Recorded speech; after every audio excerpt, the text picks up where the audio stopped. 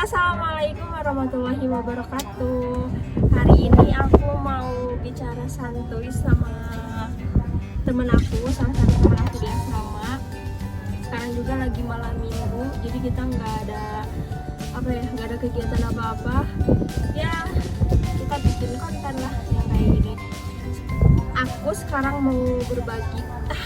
Salah. Oke, sekarang aku mau sharing ke kalian tentang beberapa hal yang menjadi penyebab anak-anak atau santri gak betah di pesantren. Sebenarnya perkara betah atau gak betah itu hal biasa yang pasti dirasain sih sama anak-anak santri atau anak-anak pesantren, apalagi yang baru-baru. Terus tidak semua anak santri itu bisa menyelesaikan pendidikan di pesantrennya. Ibaratkan pohon, tidak semuanya bisa berbuah dengan matang gitu ya. Ada yang jatuh baru pertengahan dalam proses pembuahannya ataupun yang lain sebagainya. Nah, langsung aja aku undang teman aku sama-sama kita lagi di pesantren, di salah satu pesantren di Bandung. Langsung aja kita undang temannya. Ding. Halo, assalamualaikum teman-teman. Perkenalkan, nama saya Jana, temannya Teh Uki. Iya. Nah, aku jadi gini, dan aku tuh mau sharing ke teman-teman Ya, onlineku ya. tentang beberapa hal yang bikin anak-anak itu gak betah di pesantren. Oh gitu. Nah, terus aku mau tanya juga ke kamu pastinya ya. Oke. Apa kamu juga pernah ngerasain gak sih kayak gini gitu? Ini tuh aku cari adalah di internet beberapa hal yang bikin anak-anak itu nggak betah. Nah, yang pertamanya itu, ini terlalu dekat gak sih kameranya? Coba. Gini dulu deh. Aduh. Kameranya terlalu dekat dan bikin aku nggak percaya diri. Oke, langsung aja. Yang pertama itu ada katanya terlalu banyak kegiatan. Wah, Nggak betah ya? Bisa jadi sih. Salah satu alasan nggak betahnya itu terlalu banyak kegiatan di pesantren maksudnya. Ya bisa jadi sih. Jadi mungkin dari adaptasi itu mungkin ya. Jadi yang awalnya bisa santuy-santuy, rebahan di rumahnya, tiba-tiba masuk ke dunia pesantren yang emang harus taat peraturan kayak gitu. Dan sebenarnya peraturan itu diciptakan buat menjadikan dirinya menjadi pribadi yang lebih baik lagi sih. Benar sih. Pasti juga santri-santri atau anak-anak yang banyak acara itu pasti ngerasain lelah ya. Ngerasa lelah, capek. Sebenarnya ya, dari banyaknya kegiatan atau acara itu, kita tuh dididik buat jadi orang besar kelak. Benar gak sih? Iya, benar banget. Nah, aku setuju kayak gitu. Dari pengalaman kan itu? Iya. Terus kita tuh bukan disiksa juga kalau misalkan banyak kegiatan, tapi kita itu dididik untuk bisa mengatur waktu. Yes. Benar, mengatur waktu baik dan benar. Kan biasanya kita misalkan orangnya yang sebelum ke pesantren anaknya rebahan, diem, kan nggak punya project ya, nggak punya progresnya. Jadi kalau misalkan di pesantren dengan alasan banyak kegiatan, capek, lesu, itu sebenarnya alasan yang nggak harus dipakai ya. Iya. Isinya diubah lagi cara pikirnya lah ya. Iya. Jadi pokoknya kalau misalkan kalian ngerasa di pesantrennya itu banyak acara atau kegiatan, berarti itu kita positive thinking untuk kita bisa memanage waktu. Bener kan? Buat kita sendiri kebaikannya. Bener. Terus ada juga yang keduanya itu makanannya nggak cocok katanya. Oh, perihal makanan ya mungkin ya. Tapi kan biasa. Kita sekarang di sini nih kan, nggak, maksudnya tuh nggak makanannya tuh itu gitu. Iya, nggak diatur ya? Aja. Enggak.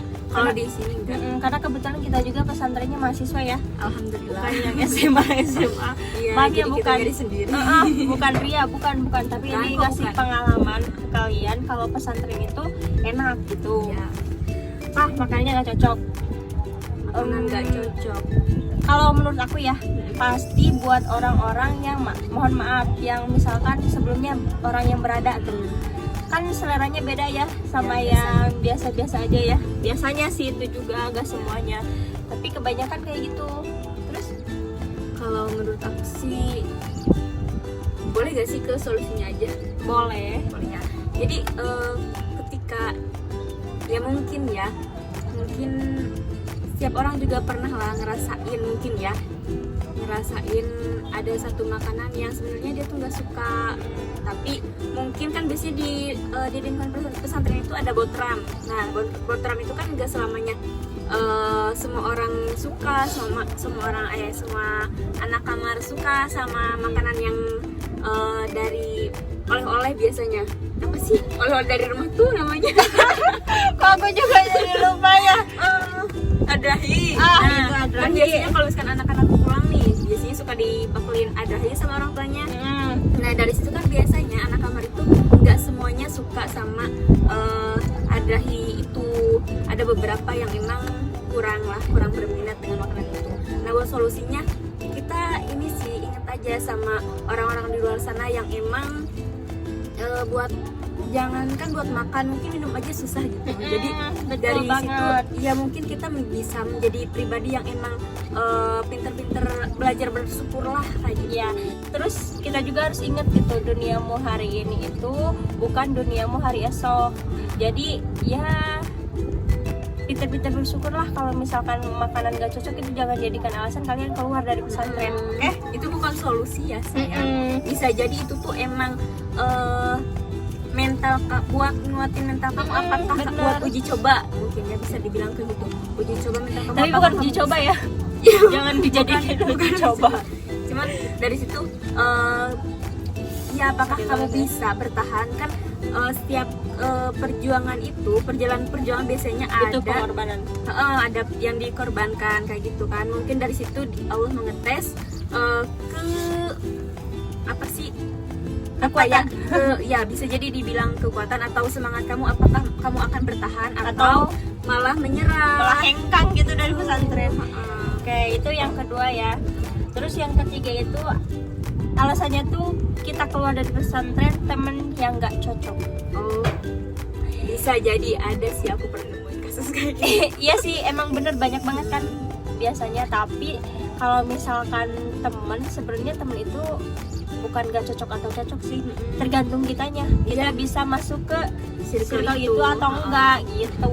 Kayak gini loh, kayak kebahagiaan itu enggak diraih dari kamu, dia, atau maksud tuh dia atau orang lain gitu, tapi kebahagiaan itu ada di dirimu sendiri gitu kan. Jadi termasuk juga dalam hal berteman, kamu nggak bisa memilih dong. Kamu bisa memilih, tapi dalam hal tertentu kamu diharuskan untuk bisa masuk ke circle tersebut, semuanya gitu ya. Dan moto pesantren juga kan kita harus menjaga ukhuwah Islamiyah kita, benar kan?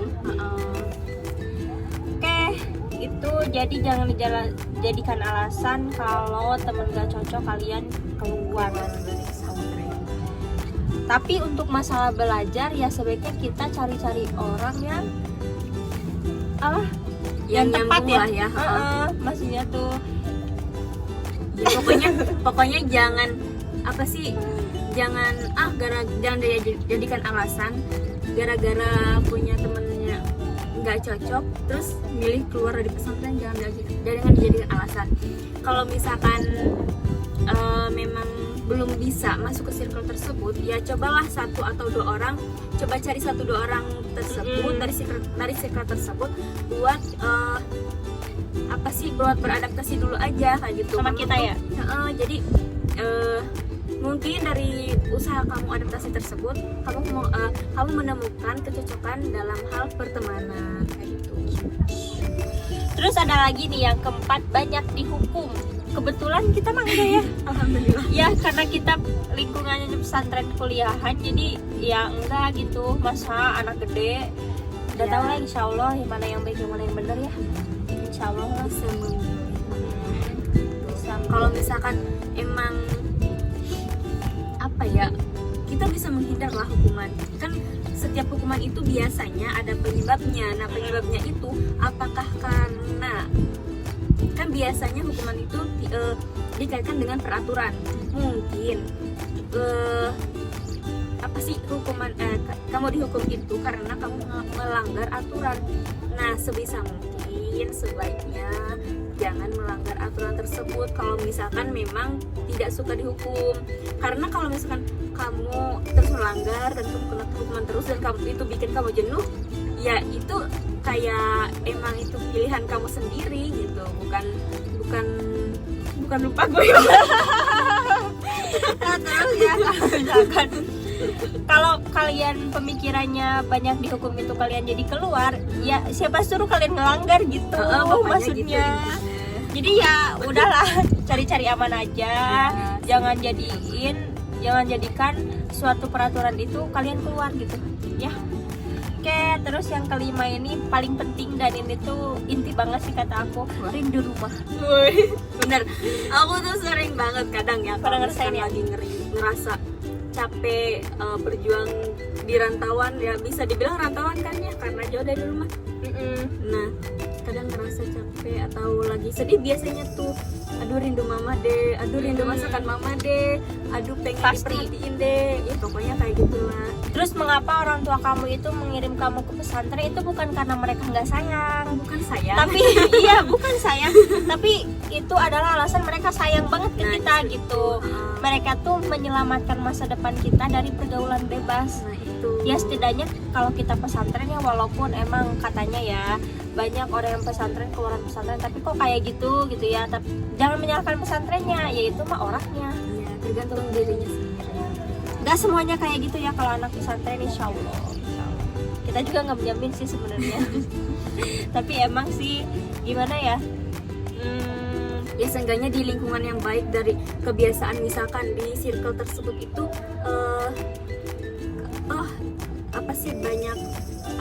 jadi mereka tuh mengedepankan perbuatan sunnah, jadi pada menjalankan perbuatan sunnah.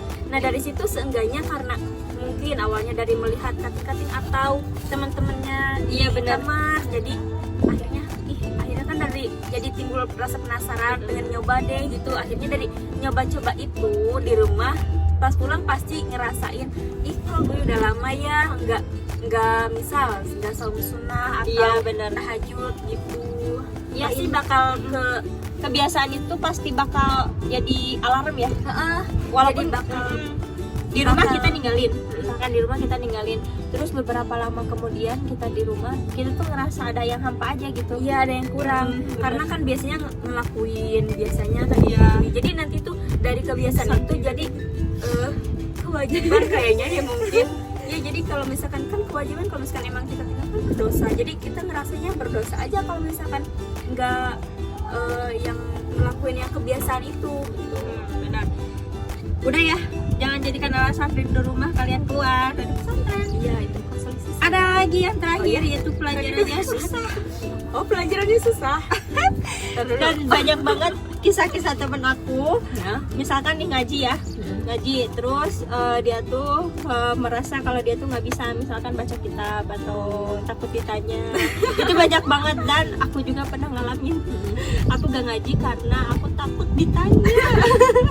Ya sebenarnya ya ibarat kita apa ya, kita Tinggal belajar ya sebenarnya. mencangkul aja sih. Pokoknya ya emang kita tuh harus berusaha aja. Ya kalau misalkan emang belum ngerti, ya usahain ikut-ikut dulu aja lah. Siapa tahu dari nggak ngerti itu karena sering mendengar dan sering menulis atau mendengarkan itulah, jadi kita agak ngerti, dan akhirnya dari situ timbul rasa penasaran, akhirnya pengen menggali lebih jauh lagi tentang kitab tersebut atau mata pelajaran tersebut atau emang pelajaran kayak gitu tersebut. Tapi kalau kita gak ngerti sama pelajarannya, kita datangnya aja udah pahala ya, udah dapet Ya. pahala maksudnya gitu. Penting niat kita kan emang belajar. Paling ya minta kemudahan aja ya buat belajarnya gampang, terus minta doa orang tua juga Nah, itu sebenarnya. yang penting. Ya gitu, walaupun kita juga nggak terlalu rajin-rajin amat ya ngajinya. Malu gue. Oke.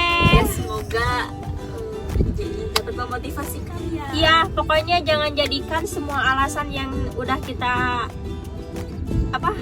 sampaikan menjadi kalian itu gak mau pesantren atau keluar dari pesantren. Pesantren itu baik, banyak manfaatnya, positifnya juga ada, apalagi banyak. Pokoknya Pokoknya ayo kalian, ya aku rasain ya di pesantren itu kita kita dapetin apa yang kita nggak dapetin di luar. Kayak misalkan bangun subuh deh. teman di kelas kita kan nggak 24 jam bareng kita. Nah biasanya kalau karena karena kita benar-benar walaupun nggak 24 jam banget bareng-bareng, tapi emang kita tuh dari bangun tidur sampai mau tidur tuh bareng sama dia. Jadi kita tuh mengerti arti kebersamaan yang sesungguhnya. Benar seperti itu. Dan saling berbaginya dapat ya. Nah kalau itu sama dia, aku orang. juga belajar iya berbagi itu dari sini sih jujur. Dan yang terakhir itu kita 3 kali. yang terakhirnya Ya intinya ampun. ayo Mondok. mondok. Oke, terima kasih buat kalian yang udah nonton videonya, semoga bermanfaat. Amin. Terus jangan jadikan alasan, jangan menyerah, pokoknya Terus berjuang sampai akhir hayat. Oke, Assalamualaikum warahmatullahi wabarakatuh. Bye bye. Salah.